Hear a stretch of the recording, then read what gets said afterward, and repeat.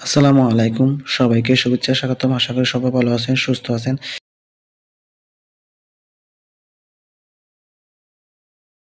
প্রিয় শিক্ষক মণ্ডলী, আমরা জানি যে এমপিভুক্ত শিক্ষকদের ইফতেদায়ী বেতন প্রসেস চালু করছে। এই পর্যন্ত ৩টি ধাপে শিক্ষকদের ডিসেম্বরে বেতন পেমেন্ট করা হয়েছে। তার মধ্যে এখন ৪র্থ ধাপ যারা আছে তাদেরকে এখনো দেওয়া হয় নাই। সেটা আশা করতেছি এই সপ্তাহের ভিতরে এই মানসিকতা অনুযায়ী শেষ করার কথা।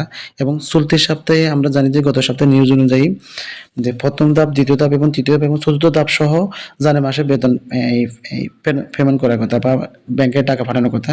কিন্তু সেটা আর হচ্ছে না। তো দ্য ডেইলি ক্যাম্পাস নিউজ অনুযায়ী হচ্ছে যে শিক্ষক কর্মচারীদের জানুয়ারিতে বেতন দেওয়ার জন্য ইফতিতে যাদের নাম আসছে সেটা এই সপ্তাহে হবে না। আগামী সপ্তাহের শুরুতে বেতন পাবে বলে মানসিক কর্মকর্তারা বলতেছেন। তো মাসি আসলে আমাদেরকে কথা দিয়ে কিন্তু কথা রাখতেছে না। ওনারা শিক্ষকদের যে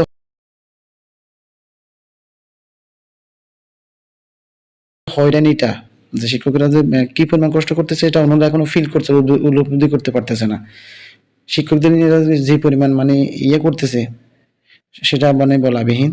তো মাসিক কর্মকর্তা ডেইলি ক্যাম্পাসকে জানাচ্ছে যে ১ম ধাপ ও ২য় ধাপের বেতন পাওয়া শিক্ষক কর্মচারীদের এ যে একটা বিল আছে ওই বিলটা সাবমিশন মানে শুরু হয়েছে এই সপ্তাহ থেকে। যদি চলতি সপ্তাহের মধ্যে এই বিলটা শেষ করতে পারে তাহলে প্রক্রিয়াটা শেষ করতে পারে তাহলে আগামী সপ্তাহের শুরুতে ব্যাংক অ্যাকাউন্টে জানুয়ারি মাসে বেতন ঢুকবে। তারপর শিক্ষক কর্মচারী সেই বেতন তুলতে পারবেন। ইলেকট্রনিক ফান্ড ট্রান্সফারের মাধ্যমে বা ইএফটির মাধ্যমে শিক্ষক কর্মচারীদের বেতন দেওয়ার যে বিল সাবমিশন করবে কিন্তু প্রতিষ্ঠান প্রধানরা। একটা প্রতিষ্ঠানে কতজন কর্মচারী বা শিক্ষক কর্মচারী করেন সেই অনুযায়ী শিক্ষকেরা চাহিদা দিবে, এই প্রতিষ্ঠান প্রধান বলবে সেই অনুযায়ী এই প্রতিষ্ঠান প্রধান বিল সাবমিশন করবেন। আর এতে প্রতিষ্ঠানের ম্যানেজিং কমিটি কিন্তু সহায়তা লাগবে যে কতজন শিক্ষক কর্মচারীকে বেতন দেওয়া হবে সেটি সাবমিট করবে।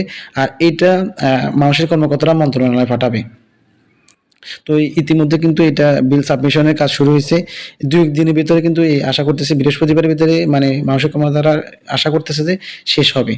যদি এই সপ্তাহে তাহলে যদি শেষ হয় তাইলে আগামী সপ্তাহের শুরুতে কিন্তু ব্যাংকে টাকা ঢুকবে, তারপর শিক্ষক কর্মচারীরা সেই বেতন তুলতে পারবেন। যদি এই ক্ষেত্রে যদি লেট হয় তাইলে কিন্তু আবার ভোগান্তি শুরু হবে। আমরা খুব আশা করছিলাম যে আসলে এই সপ্তাহের ভিতরে অন্তত জানুয়ারি মাসের বেতনটা পাবো। কিন্তু সেটা আর মানে হলো না। বুঝতেছি না যে আসলে আমাদেরকে মানে এভাবে হয়রানি করাটা কতটা ওদের সম্মুখীন হচ্ছে বা কতটা যুক্তিযোগ্য সেটা আপনারাই ভালো জানেন। তো এই হচ্ছে ইএফটি রিলেটেড যে আপডেট নিউজ। যে ভালো থাকেন, সুস্থ থাকেন। আল্লাহ হাফেজ। Wish you all the best today.